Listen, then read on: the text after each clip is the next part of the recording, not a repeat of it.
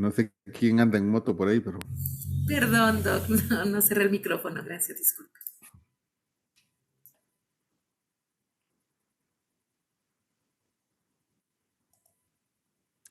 mira la presentación. Sí, doctor, Sí, gracias. sí, doctor. Va, muy bien. Vamos a hablar hoy sobre medicina forense, las partes básicas de lo que es la medicina forense. Voy a hacer un paréntesis antes de iniciar. Mañana tienen su primer laboratorio a las 8:05, perdón, 7:05, y pues va a durar aproximadamente 2 minutos. El, los folletos que van a entrar es el de hoy y el de mañana.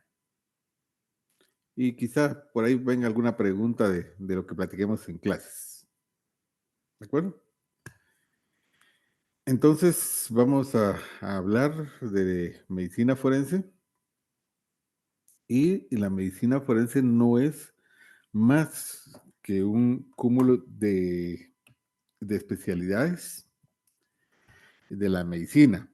O sea, entiéndase, una enciclopedia que es sumamente compleja. Incluye, además de los conocimientos médicos para resolver cuestiones jurídicas, temas legales, éticos, laborales y de las ciencias forenses afines. Esto es lo que se conoce como medicina forense. Eh, Vamos a decir que es la rama de la medicina que utiliza todos los conocimientos médicos para las resoluciones de los problemas de administración de justicia, que van a servir entre las ciencias médicas y el derecho para solucionar o buscarle una resolución a aquellos casos concretos. La palabra forense proviene del vocablo latino forensis, que esto indica que es perteneciente a múltiples definiciones de medicina forense. Entre ellas vamos a tener que es la especialidad médica que reúne todos los conocimientos de la medicina que son útiles para poder administrar la justicia. Entre ellos está, este es un concepto del doctor Eduardo Vargas Alvarado.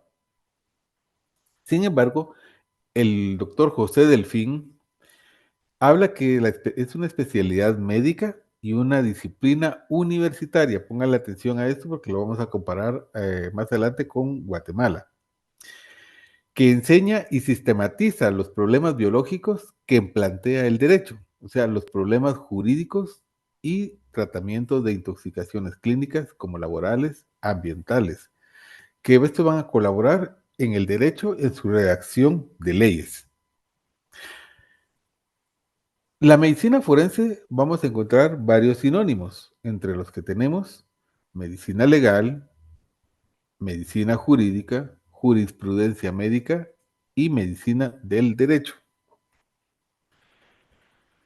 ¿Cuál es la importancia de la medicina legal entonces para diferentes ámbitos del derecho? Vamos a empezar con el juzgador.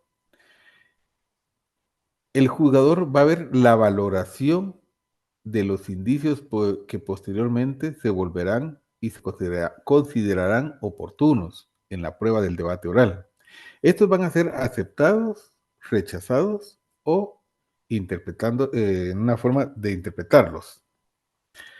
Aquí miramos nosotros un foro, que es un debate, ¿verdad? Oral. Y para el fiscal, nosotros vamos a entender que es la aportación.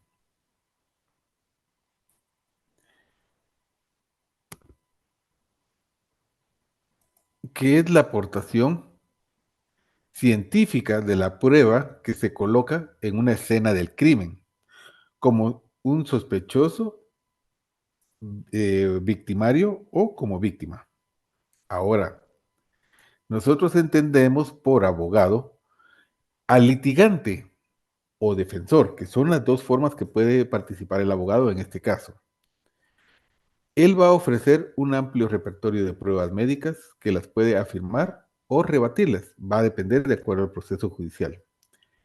En este caso, también tenemos al médico tratante, que el médico tratante en el ejercicio de su profesión puede aportar para conocer los procesos judiciales.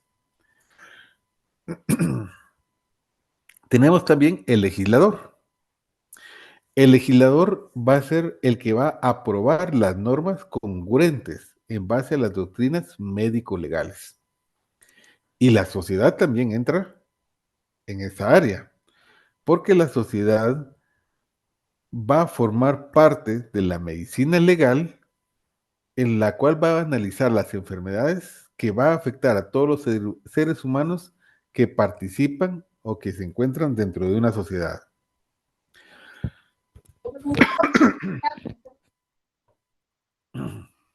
Bueno, ahora, dentro de las ramas de la medicina forense vamos a encontrar nosotros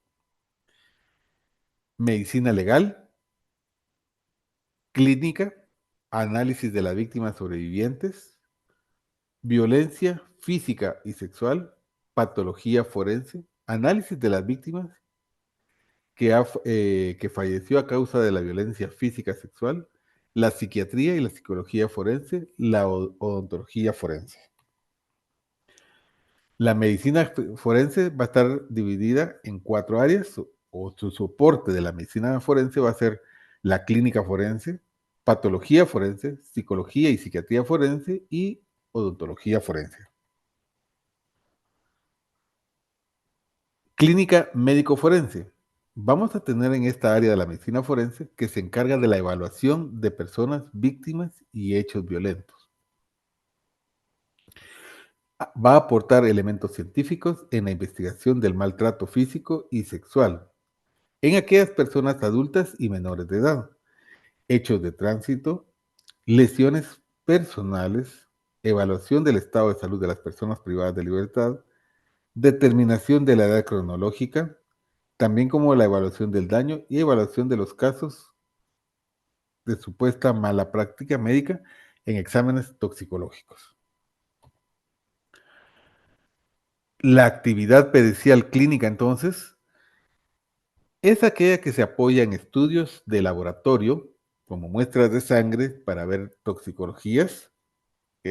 Un cadáver se le hace una prueba de sangre para ver si consume alcohol, drogas o estupefacientes. Estudios de gabinete, como son ultrasonidos, rayos X, tomografías, resonancias, ADNs, como también las interconsultas. Como el INASIF o en esta área, el área forense, no se cuenta con especialidades, se hace consultas a las otras especialidades de la medicina para que ellos también puedan llegar y hacer una evaluación del aporte a los casos que se están investigando. La anatomía patológica, según Lester Adelso, esta nos va a determinar las muertes súbitas, insospechadas, de aquellas sospechadas y de las muertes violentas. En el caso de las morgues de la medicina legal, se examinan los cadáveres, se analizan las circunstancias del fallecimiento y se practican las necropsias y se realizan todas las investigaciones complementarias para determinar la causa de muerte. Vamos a entender que la mayoría de actividades se realizan en las morgues, pero no se limita al examen de cadáveres e interpretación de los resultados en análisis complementarios. Esto también nos va a participar en exhumaciones que se realizan en necropsias en médicos legales, en cadáveres en los cuales existen dudas sobre causa del fallecimiento. La psicología y psiquiatría forense, por su lado, nos va a ayudar a la investigación en la administración de justicia. ¿Con qué objetivos o de qué forma? Puede determinar la sensibilidad de un individuo ante la relación a la comprensión de sus actos y a la capacidad o incapacidad para ejercer sus derechos, en el caso del victimario, como también las secuelas atribuibles a la comisión de un hecho punible, en el caso de la víctima. En aquellos casos, vamos a ver también en la veracidad del relato, si la víctima o el victimario están diciendo algo que es congruente y que nos lleve a la veracidad. Si existe algún daño psicológico, si el evento que puede causar secuelas en un futuro, si existen daños en el proyecto de la vida, especialmente en aquellos casos en que los menores fueron abusados, tanto un abuso físico como sexual, y que éstas se hayan quedado embarazadas. Dentro de la medicina y ciencias forenses, la criminalística. Podemos decir que la medicina forense está relacionada directa o indirectamente con la criminalística y las ciencias forenses. Podemos decir que las ciencias forenses es un conjunto de disciplinas cuyo objeto común es la de materializar la prueba a efecto de investigación mediante una metodología científica de cualquier ciencia que convierte en forense el momento de servirle a la investigación de un hecho criminal. Podemos decir que la ontología forense es la aplicación de los conocimientos, técnicas en la investigación judicial, incluyendo valoraciones de edad cronológica, pruebas científicas de identificación, como personas de las personas, como la cartilla odontológica, que es la historia clínica en donde queda numerado cuántas piezas tiene, cuáles están ausentes, cuáles han sido trabajadas, tipo de trabajo que hicieron, análisis de una mordedura, entre otras cosas que puede realizar el área de odontología forense. La antropología forense es una especialidad que va a apoyar a la investigación judicial de las muertes de sus diferentes etapas, investigaciones previas, inicio de análisis y apoyo problemático, si ha participado en la búsqueda o recuperación de cadáveres abandonados en campo abierto, en inhumados en fosas clandestinas y finalmente realizando el diagnóstico forense llamado casos complejos. Esto lo determinó César Sanabria. Vamos a hablar también que la entomología forense es el estudio de la fauna cadavérica. Esto va a incluir a aquellos artrópodos. Todo lo que es la fauna y parte de lo que llega a la descomposición del cuerpo, se va a dar una actividad sarcosaprófaga, en donde la fauna que detecta el cadáver y acude en una forma ordenada, en formas secuenciales y ecológicas predecibles. Por ejemplo, primero llegan las moscas, luego van a llegar los zancudos y posteriormente las aves de rapiña. Todo se va dando en una forma ordenada y no en una forma desordenada y que todos al mismo tiempo. Por esa forma, el médico forense puede determinar tiempo de muerte.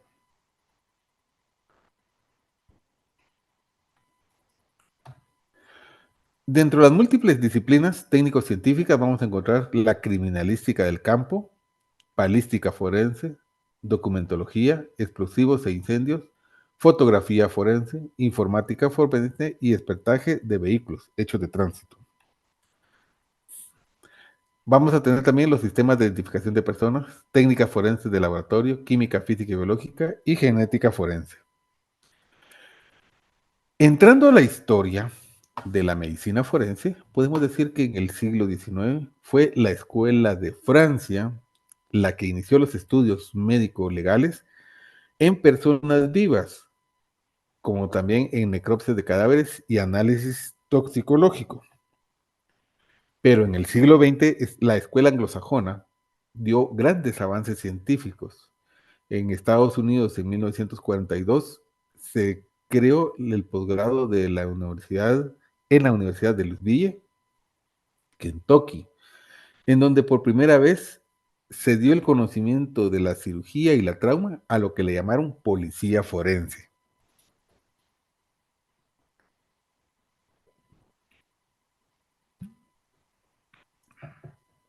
En América Latina siempre ha tenido aspectos divididos. Estos aspectos fueron divididos entre lo clínico y lo tanatológico, siendo el desarrollo de las ciencias forenses la que más auge ha tenido.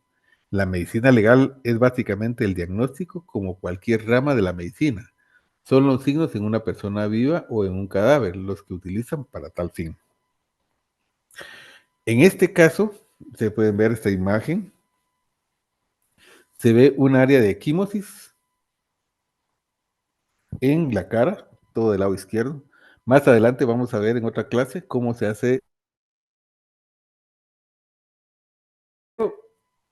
Se va a dar en una persona viva, la medicina forense, la evaluación del daño corporal y se va a calcular en base a esto y en base a conocimientos de la medicina lo que básicamente analiza o va a analizar las demandas por mala práctica también de estos, de los especialistas o de la especialidad de la medicina.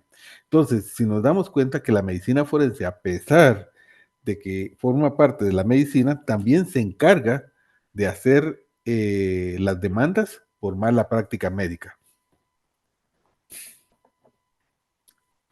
El primer médico legal descrito fue Inhotep, que vivió en Egipto aproximadamente 3000 años antes de Cristo, en donde se observó en el código de Hammurabi en Babilonia 1700 años antes de Cristo. Esto consta en relación entre la medicina y la ley. Ya aquí se podía ver una relación que existe entre los dos. Luego podemos citar las 12 tablas a partir del año 451 a.C., en donde hablan de embarazo y el enfermo mental. En la Edad Media, se recuerdan ustedes el derecho romano, donde dieron los documentos de Justiniano, el código de Justiniano, y también el de El Shiyanlu, regulaban la práctica de la medicina, la cirugía y la obstetricia, y también ya aquí se imponían penas por mala práctica profesional. Fue hasta en esta época del Renacimiento, en el siglo XIX, donde otra vez en Francia se da el primer libro de medicina legal, donde lo escribieron, que fueron escritos por el médico español Fodere y luego Mateo Benaventura como los precursores de la medicina legal y la toxicología. Destacan en ese momento documentos de la Escuela de Lyon de Estrasburgo y en 1843 fue el médico español Pedro Mata el que escribió el primer libro titulado Medicina Legal de Urgencias, que sirvió como de base para que Juan Antonio Gisbert escribiera un tratado de medicina legal en 3 tomos. Guatemala, por su lado, también tiene su historia en relación a medicina legal. Fue en la Facultad de Medicina de la Universidad de San Carlos que se creó el decreto el 7 de octubre de 1840, pero la cátedra de medicina legal se estableció hasta 1869, 29 años después, siendo su primer profesor el doctor Mariano Gándara, y desarrollando luego la medicina legal en 2 grupos médicos pertenecientes, uno al Ministerio Público y el otro al organismo judicial. Posteriormente a ello, hacían evaluaciones tanto clínicas como de necropsias y análisis toxicológicos, pero apoyados por la Facultad de Farmacia y el Hospital General San Juan de Dios. La dualidad de este tipo de trabajo que estaba realizando el Ministerio Público y el organismo judicial, decidieron unirse y crear lo que hoy conocemos como el INACIF, el Instituto Nacional de Ciencias Forenses. Y se da la unificación de todos los médicos que son, que tratan de la medicina legal. Dentro de los médicos forenses de Guatemala encontramos el más destacado, el doctor Carlos Federico Mora, quien se fue a especializar a París y fue jefe del servicio de médico forense desde 1922 a 1932, durante 10 años. Ahora, ¿qué entendemos nosotros por perito? Viene del latín peritus, docto, experimentado en una ciencia o en un arte. Eso significa perito.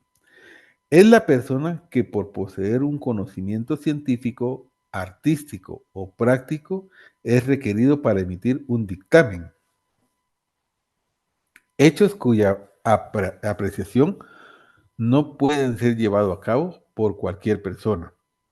Entonces, si nosotros decimos un perito, no se va a referir única y exclusivamente al médico. Si el litigio que se está dando corresponde a una pintura, van a llamar a un artista, a un pintor o a un maestro que es de las artes plásticas.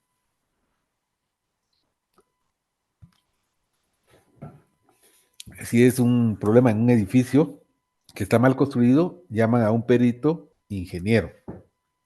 Entonces, el médico forense es el especialista en medicina legal, poseedor de un criterio de análisis científico en el cual, que de acuerdo a las necesidades de administración de justicia, va a permitir que por parte de los abogados y aspectos médicos le atañen al derecho. Entonces, él va a apoyar con palabras que sean entendibles, fáciles de comprender en un nivel no profesional, no con nomenclatura profesional, para que todos los que se encuentran en el foro puedan entender. Todo esto lo vamos a encontrar en la sección cuarta, Código Procesal Penal, artículo 225 a 249, para que también lo estudien, que es sujeto a examen. Requisitos para poder pertenecer al INASIF. El único requisito es ser médico general graduado en cualquiera de las universidades de Guatemala. Lo encontramos en el artículo 26, Código Procesal Penal. Se recuerdan que anteriormente les dije que a nivel internacional era una carrera universitaria, mientras que en Guatemala únicamente se necesita ser médico general y ya puede ingresar al INASIF.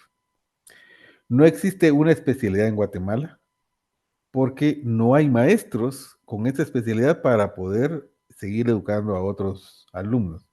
Entonces, lo único que hay son maestrías que también son deficientes, maestrías en universidades privadas que también son deficientes debido a que los profesores no tienen esa especialidad para poderlas impartir. Otros requisitos necesarios deben ser obligatoriedad, el cargo, artículo 227, Código Procesal Penal, en el que se señala que el perito debe aceptar y desempeñar fielmente el cargo. Ahora bien, hay médicos que no quieren aceptar esos trabajos porque el otro mes los destituyen o renuncian y ellos 20 años tienen que permanecer todavía yendo a declarar sobre casos que ellos manejaron. Impedimentos, artículo 228, Código Procesal Penal. Aceptación del cargo, artículo 232, Código Procesal Penal. Pongan atención muy bien a esta parte.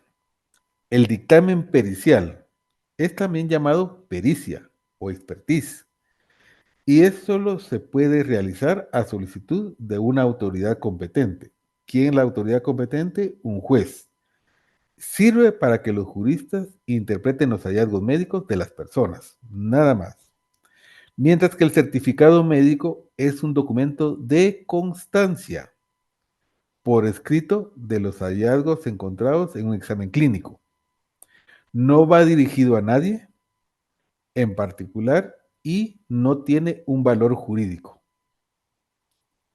¿Vieron las diferencias entre los dos documentos?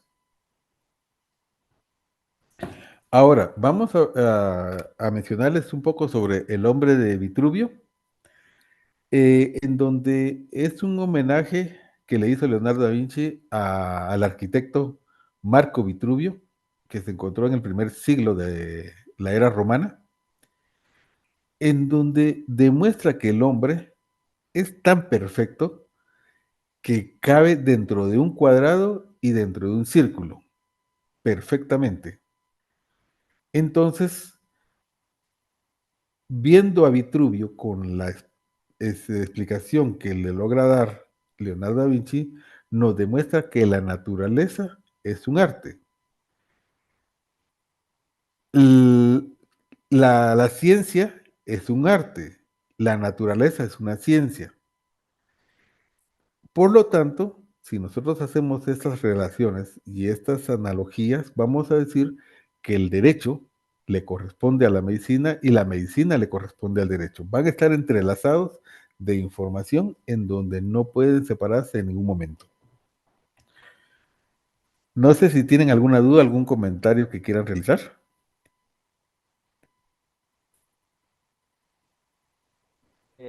Doctor, buenas noches.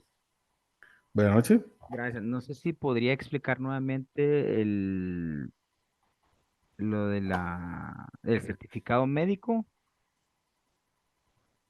Bueno, y el dictamen pericial, por favor. bueno. El dictamen pericial es un documento que es a solicitud de una instancia. Esa instancia jurisdiccional va a ser el juez.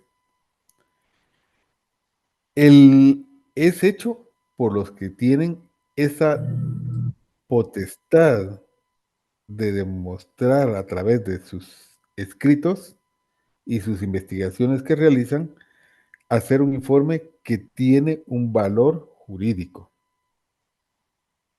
Ahora bien, el certificado médico es una constancia nada más. ¿Quiénes son las dos entidades o quiénes son las entidades que tienen un soporte legal, que tienen una fe legal?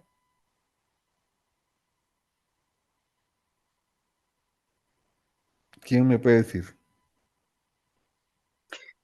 Doctor, buenas noches. Buenas noches. Ministerio Público y el juzgado. Sí, No. licenciado, del Ministerio Público. El notario ¿Y el médico? y el juez.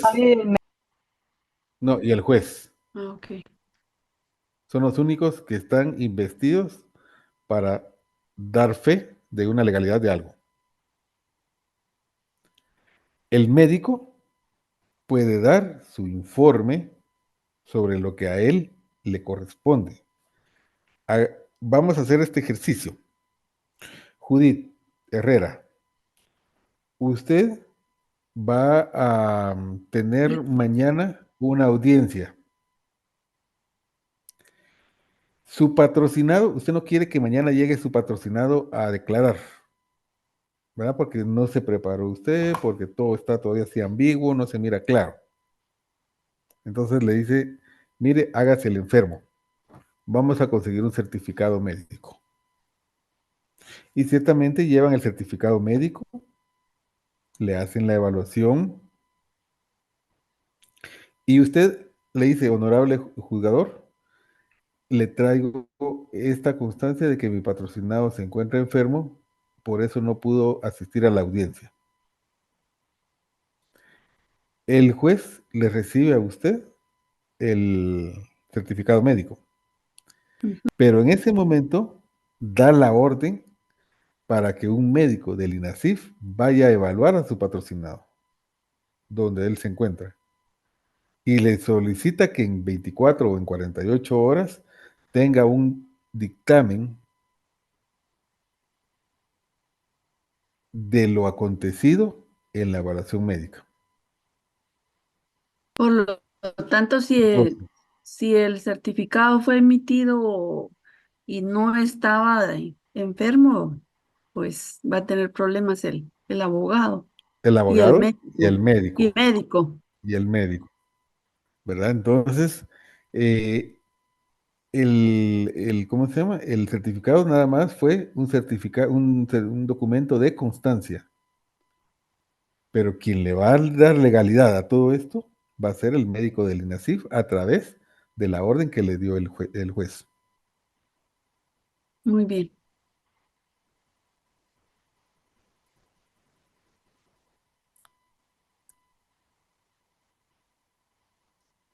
¿Alguien más tiene alguna pregunta? Doctor, buenas noches. Buenas ¿Por noches, qué en Marco. Guatemala es tan difícil probar la negligencia médica? En función que son médicos a los que se están enjuiciando, pero son médicos los que, entre comillas, están evaluando lo que su colega hizo. Yo conozco de dos casos en donde no pudieron probarlo porque los dictámenes no fueron concluyentes. Sin Mire, embargo, pues, las personas sí fallecieron. Es que no todo lo que pudo haber fallecido es a causa de una negligencia médica. Estamos en una ola en donde todo el mundo está ávido de querer ganar dinero, de cualquier forma. Y muchos se dejan de llevar por el romanticismo de ganar los casos. Entonces, viene y es muy fácil decir, mire, negligencia médica. Pero si vamos nosotros a decir negligencia médica, se debe de realizar esa negligencia hasta arriba con el ministro, cuando a un hospital nacional no le dan al médico las condiciones adecuadas para trabajar, ni las condiciones humanas para trabajar.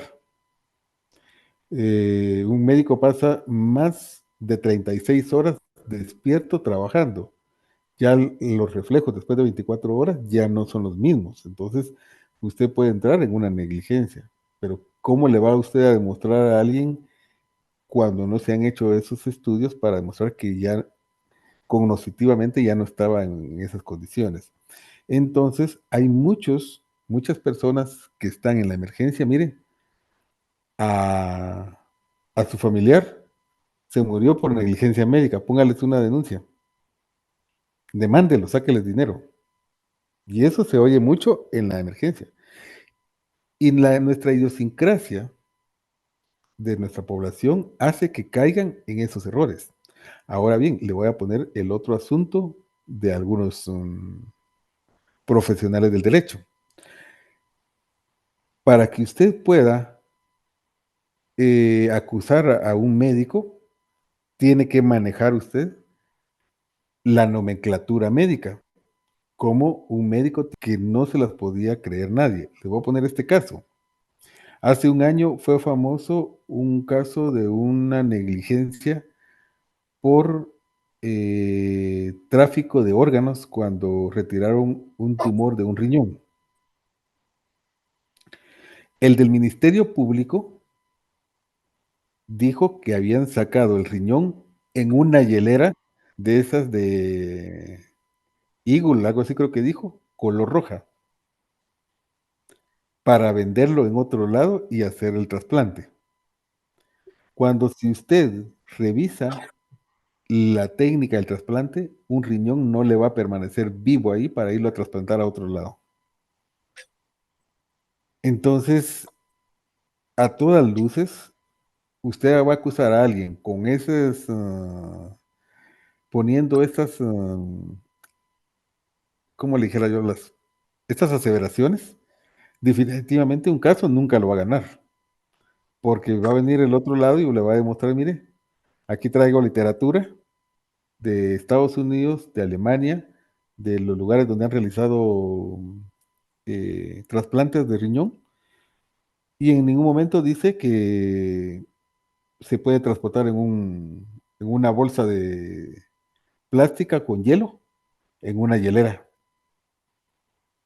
¿verdad? Entonces, todo eso tiene que ver las personas. Ahora, hay casos que sí se han logrado comprobar, por ejemplo, el caso que por una negligencia médica e impericia, eh, el dueño del hospital que antes era Bella Aurora y que ahora es La Paz en la Avenida de las Américas, lo perdió por una negligencia médica. Perdió el hospital, ¿verdad? Entonces, hay casos que sí se pueden comprobar cuando usted se argumenta bien con hechos reales y que usted se ampara bajo las normas de la ciencia.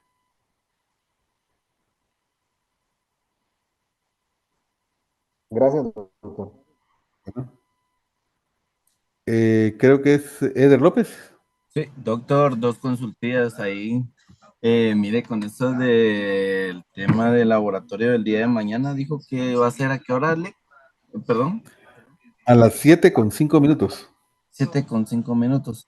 Los temas que van a entrar van a ser eso, la otra consulta de los temas que van a entrar van a ser de los documentos que usted compartió en Classroom. Sí, así es. Pensando, ok. Si es que, Y, con y eso- de repente viene más de alguna pregunta de la clase de hoy. ok. Gracias, doctor. Disculpe la molestia. Bueno, no te bueno.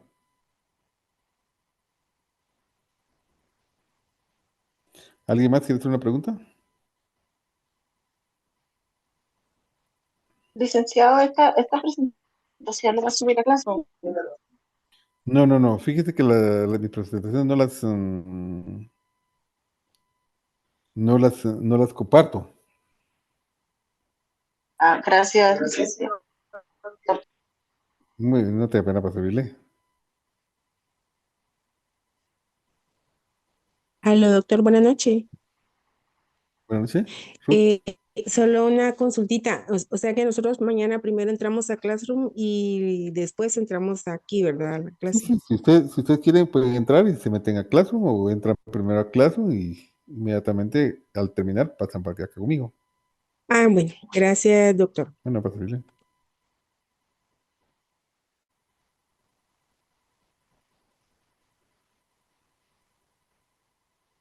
Doctor, buenas Sí, noches, perdón. buenas noches. Eh, la asistencia, ¿cómo la tomará?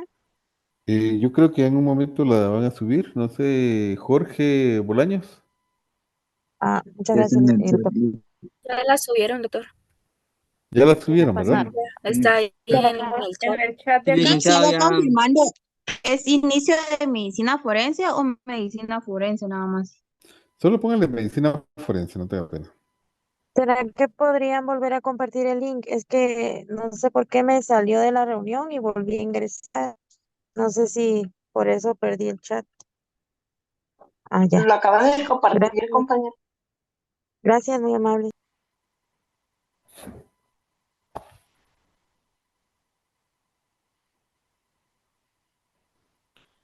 ¿Alguien tiene alguna pregunta? Buenas noches, licenciado y compañeros presentes. Sí, buenas noches. Yo Sí, solo exacto. para ondear un poco más en el tema que hablaba el compañero anterior sobre quién recae la responsabilidad de una negligencia de los doctores. Entonces, en el código de salud, que no mucho se habla de él, y he podido ojearlo un poco, si hay varios artículos donde alude y hace mención sobre contra quiénes se puede ejercitar una acción y quiénes pueden ser los responsables en cuanto a infringir normas internacionales sobre la medicina. Entonces, creo que el código de salud tal vez ayuda tal vez a unos vacíos que hay tal vez en otras leyes, tal vez el Código Penal. Entonces el Código de Salud creo que no tiene la importancia, y la verdad yo no lo había conocido hace poco, me enteré de ese decreto. Entonces abarca bastantes situaciones de responsabilidad, ya sea del Ministerio de Salud y de los hospitales. Entonces creo que ahí tal vez se puede, solo era para acotar y dar un poco más a la conversación de ese tema que es bastante importante, ¿verdad? Sí, así es. No, casi no, el Código de Salud casi no se conoce, pero sí es valedero en el área de salud, ¿verdad? Y sí es una obligación conocerlo. Pero son de las cosas que cuesta y que en algún momento se va a llegar a conocer. Pero él lo puede compartir el compañero si lo tuviera ahí. Fíjate que en PDF no lo tengo, solo tengo el número de decreto, si no estoy mal, creo que es 90-97. Ya si lo buscas en cualquier página te va a salir rápido. Ah, muchas gracias. Licenciado, disculpe, licenciado. Al que estaba presentando la Sí, excusa, ¿verdad? ahí tiene razón el compañero, ¿verdad? Va a depender del área que somos. Si es el ramo civil es totalmente diferente. Sí, exacto. Yo realmente no recuerdo, pero lo mejor sí tuvo que haber sido civil para Ujú. poder darle trámite y que la otra parte no se haya opuesto a lo solicitado, ¿verdad? Sí, Gracias, ves, compañero. sí, sí. No,